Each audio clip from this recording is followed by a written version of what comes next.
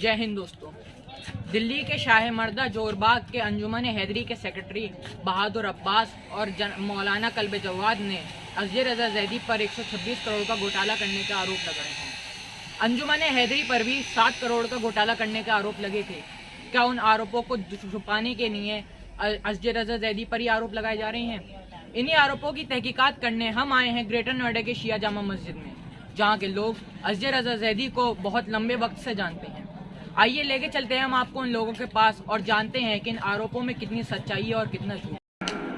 दोस्तों, यही वो ग्रेटर नोएडा की आवाम है जो अजहर रजा जैदी को बहुत लंबे वक्त से जानती है। मैं अपने सवाल शुरू करना चाहूँगा। सबसे पहले तो आप बहादुर अब्बास के बारे में बताइए। बहादुर अब्बास 1999-98 से मैं जानता हूँ। वो साकेत पीवीआर के सामने मोबाइल की छोटी सी दुकान चलाता था और अब तो ये बुक माई शो से टिकट बुक हो जाते हैं सिनेमा के। पहले तो सिनेमा के टिकट भी बुक नहीं होते थे, तो सिनेमा के टिकटों की दलाली करता था। उसका बाप एक छोटे से डीटीसी में एक ड्राइवर था, असिस्टेंट ड्राइवर था, फिर ड्राइवर हुआ वो उसका बाप। और इनके साथ इन्होंने घोटाला किया है इनके गांव वतन अब्दुल्लापुर में। और इनके चाचा जो है वो जेल में रह के आए हैं इन्हीं की कारगुजारियों की वजह से। तो ये खुद घोटालों में लिपते हैं, दूसरे पे इल्ज़ाम लगाते हैं। आज इन पे इनके पास जो मर्सिडीज गाड़ी है, क्या इनके बाप ने कमा के दी है? 5000 बीघे के जमींदार थे क्या इनके बाप, या चौधरी थे कहीं के? छोटे से आदमी थे, डीटीसी ड्राइवर के आदमी रखा है 25,000, 30,000, 35,000। आज ये 400-500 करोड़ की बात करते कहाँ से आया? क्या डीटीसी के ड्राइवर का बेटा पूरे इंडिया में नहीं पूरे वर्ल्ड में कोई ड्राइवर का बेटा मर्सिडीज कार से घूम रहा है? ये कहाँ से आया? कौन से कॉलेज का पढ़ा हुआ है? ये इंजीनियर है या लंदन का अमेरिका का पढ़ा लिखा है? क्या इसका बिजनेस चल रहा है? इसके क्या टर्नओवर चल रहे हैं? इसके होटल चल रहे हैं? कुछ नहीं कर रहा, सिर्फ दलाली कर रहा है। और शाह मर्दा इल्ज़ाम लगा देना। पहले अहमद पटेल पे इल्ज़ाम लगाता था ये, अहमद पटेल बीजेपी की सरकार आ गई, फिर भी अहमद पटेल।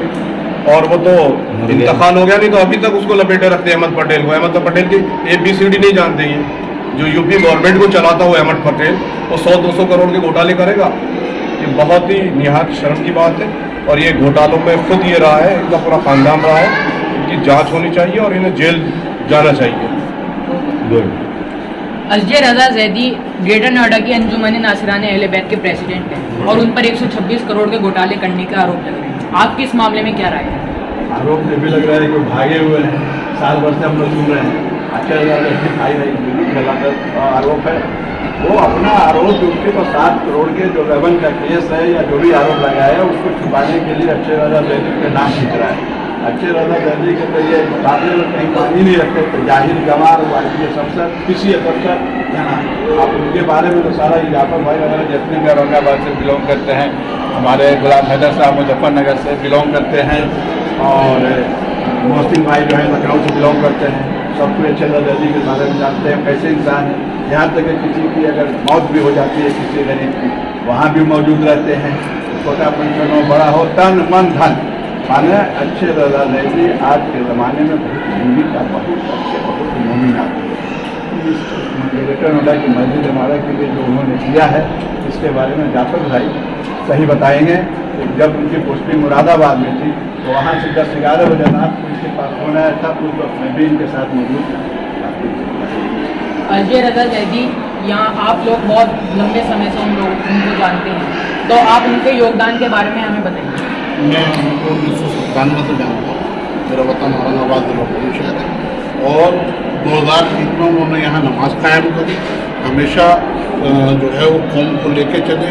किसी के साथ कोई हारी बीमारी परेशानी हुई है, आधी रात को फ़ोन किया, वो मौजूद रहे हैं। यहाँ एक बार फूड पॉइजन हो गया था, 80 लोग अस्पताल में भर्ती थे, तो मुरादाबाद से उन्हें पता नहीं चला, उनका फ़ोन आया, हमें डांटा। इतना बड़ा हादसा हुआ आपने हमें बताया तो नहीं। दूसरे दिन सुबह वो ग्रेटर नोएडा मौजूद थे अस्पताल में, एक आदमी से जाकर मिले। एक साहब का यहाँ एक्सीडेंट हो गया था, इंतकाल हो गया, उनके लिए वहाँ से बैठ कर उनको फ़ौरन ही पोस्टमार्टम कराया। और ये जो इमाम बारगाह है, पहले दिन से जिस दिन इसका फार्म भरा जाना था, रात को 11 बजे मेरे पास फोन आया, जहाँ पर सुबह फार्म भरा जाना है, 2 दिन बाद मीटिंग में रेट बढ़ सकती है और तुम्हें ये करना, वहाँ से पूरा वो कन्वेंस करते हैं। ये इतनी बड़ा इदारा है, हम इसलिए तो मौजूद नहीं बोले, वो हैदर साहब मुजफ्फरनगर बोला। और मैं दावे के साथ कह सकता हूँ NCR के अंदर ये पहला ऐसा मरकज़ है जिसके अंदर 1 पैसे का कोई घोटाला नहीं कहा जा सकता। अज़ीर रज़ा ज़ैदी ने तन मन धन से कौम की खिदमत की है। और मैं खास करके बहादुर अब्बास की तो औकात क्या है, उससे क्या कहा जाए, वो इस काबिल नहीं है उससे कहा जाए। लेकिन मैं मौलाना कल्बे जब्बार साहब तक अपनी बात पहुँचाना चाहूँगा कि जुम्मों के खुतबों में किसी आदमी के ऊपर इल्ज़ाम लगाने से पहले क्या आपसे कान में आन के मैंने कुछ कह दिया और आपने जुम्मे में खुतबे में बयान कर दिया। अगर आप जो है शरीयत की नुमाइंदगी करते हैं, अपने आप को आफ्ताब शरीयत कहते हैं, तो आफ्ताब शरीयत अगर आप हैं तो उसको खिताब को बरकरार रखने की कोशिश करें। और अगर किसी पर कोई इल्ज़ाम है पहले उसकी तस्दीक करें, वो आएँ, हम नोएडा, ग्रेटर नोएडा और यमुना एक्सप्रेस अथॉरिटी पे उन्हें लेके चलेंगे। वहाँ के स्टाफ को पूछें, वहाँ की फाइलें देखें कि अज़ीर रज़ा ज़ैदी उसमें इन्वॉल्व हैं या नहीं है। बस इसी के साथ जो है मैं अपनी बात। अंजुमन हैदरी पर भी 7 करोड़ का घोटाला करने का आरोप लगे हैं। क्या आपको लगता है कि उस आरोप को छुपाने के लिए इन्होंने अज़ीर रज़ा ज़ैदी का आरोप? जाहिर सी बात है, वो 7 करोड़ की अर्निंग दिखा रहा है, 6 करोड़ 90 लाख का खर्चा दिखा रहा है। हमारा ठेकेदारी की बोली में उसको बोलते हैं चूल से चूल जुड़ाना। जो एस्टिमेट और जो काम होता है वो बिल्कुल बराबर ले जाके छोड़ देना, तो उसको बोलते हैं चूल से चूल बिड़ाना। उसने उस खर्चे को चूल से चूल बिड़ाई है। अगर वो इतना ईमानदार और वो साफ शफाक आदमी है, रिटायर्ड IAS SAP रिजवी साहब है, नाजिम ज़ैदी साहब है, 2-3 अधिकारियों की कमेटी बनाए, 4 CO का सिलेक्शन करे, CO उसकी कमेटी का ऑडिट करें और बंदर आम पर रख दे। वो दूध का दूध, वो ईमानदार है, हम तेरे साथ है, वो ईमानदार है, हम उसके साथ। घोटाला तो अभी भी चल रहा है। ये मेन जो जंग थी शाह मर्दा की, जंग नर्सरी की जंग थी, राजधानी नर्सरी की जंग थी। अभी पीछे से पौधे आ रहे हैं 18 रुपये का, 4 रुपये की इनकी कमीशन है, रोज़ के 10-10 हज़ार पौधे आ रहे हैं। तो अभी भी ये तो इसमें है, अंजुमन हैदरी बहादुर अब्बास की पूरी टीम लगी हुई है, 4 रुपये पर पौधा इनसे कमीशन है, 500 रुपये का है। और ये इनका कमीशन खाने चले। इनकी जो पूरी टीम है, इनके खर्चे कहाँ से चल रहे हैं? बहादुर अब्बास नहीं, बहुत सारे बहादुर अब्बास हैं जिनका कोई रोजी रोटी इसी से चल रही है, शाह मर्दा से चल रही है। कुछ काम नहीं करते, निठल्ले घूमते हैं, बड़ी बड़ी गाड़ियों से घूम रहे हैं, इनके पास पैसे कहाँ से आ रहे हैं? तो इनकी जांच होनी चाहिए और अंजुमन हैदरी और इसकी पूरी ऑडिट होनी चाहिए। हमारे साथ मौलाना साहब भी मौजूद हैं, मैं उनकी इस मामले में राय लेना चाहूँगा। मसला ये है कि मैं इब्तदा में सबसे पहले ये बात अर्ज़ कर दूँ कि हम उलमा की एक ज़िम्मेदारी होती है, उलमा की ज़िम्मेदारी ये होती है कौम को मुत्तहिद करके चलना, कौम के अंदर इत्तेहाद इत्तफ़ाक़ कायम करना। लेकिन जब कोई आदमी कौम के अंदर इख्तलाफ पैदा करने की बातें करता है और खुतबात जुमा को और मिंबर रसूल को उसका ज़रिया बनाता है तो बड़ा दिल दुखता है। वो लोग कि जो घर से बाहर निकलने के बाद शिया सुन्नी इत्तेहाद या दूसरी कौमों से इत्तेहाद इत्तफ़ाक़ की बात करते हैं, लेकिन जब वो खुद मिंबर रसूल पर जाते हैं तो लोगों पर इल्ज़ामात लगाते हैं जिससे कौम मुंतशिर होती हुई नज़र आ रही है। बहरहाल जो लखनऊ के मिंबर से और लखनऊ की आसिफी मस्जिद से जो कारनामा अंजाम दिया गया, ऐसा नहीं होना था। ये इन्होंने शीयत को शर्मसार किया है। काश हमें शऊर होता कि मिंबर से क्या होना चाहिए क्या नहीं होना चाहिए, और वो कौम के अंदर इख्तलाफ पैदा करें। मैं एक बात और कह दूँ, देखिए मौलाना मुत्तक़ियान कई बरस तक खामोश रहे, उनकी खामोशी का सबब क्या था? मौला आप तलवार उठाएं, अपना हक लीजिए। तो मौलाना इरशाद फरमाया अगर मैं इस वक्त तलवार उठा लूँगा तो कौम मुंतशिर हो जाएगी, कौम में इख्तलाफ पैदा हो जाएगा। मौला चाहते तो उम्मत मुस्लिमा मुत्तहिद रहे। एक अपने आप को आफ्ताब शरीयत कहने वाला, मौला अली के रास्ते पर चलने वाला कहने वाला इंसान मिंबर रसूल से कौम के अंदर इख्तलाफ पैदा करे तो बता ये सुन्नत अली है, सुन्नत माविया है।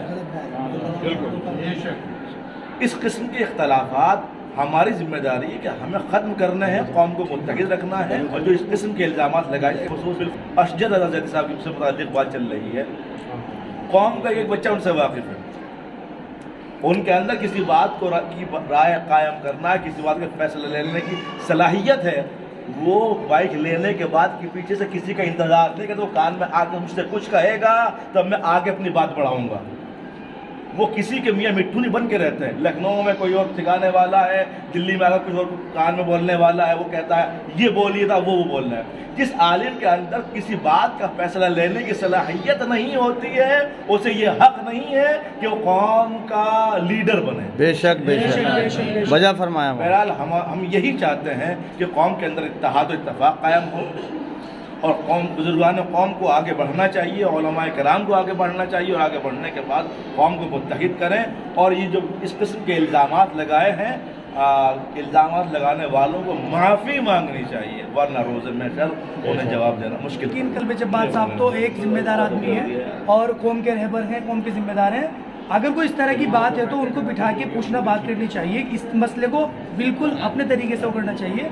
इस तरह से इस बात को अगर करेंगे तो कौम में बहुत ज़्यादा इख्तलाफ बढ़ जाएगा और बहुत ज़्यादा दिक्कतें आ सकती हैं। तो मैं ये कहूँगा कि ज़ैदी साहब को मैं बहुत ज़्यादा गहराई से जानता हूँ, लेकिन जहाँ तक जानता हूँ वो बहुत अच्छे आदमी हैं, बहुत मदद करते हैं और इस इमाम बारगाह के लिए उन्होंने बहुत कुछ किया है, काफ़ी कुछ किया।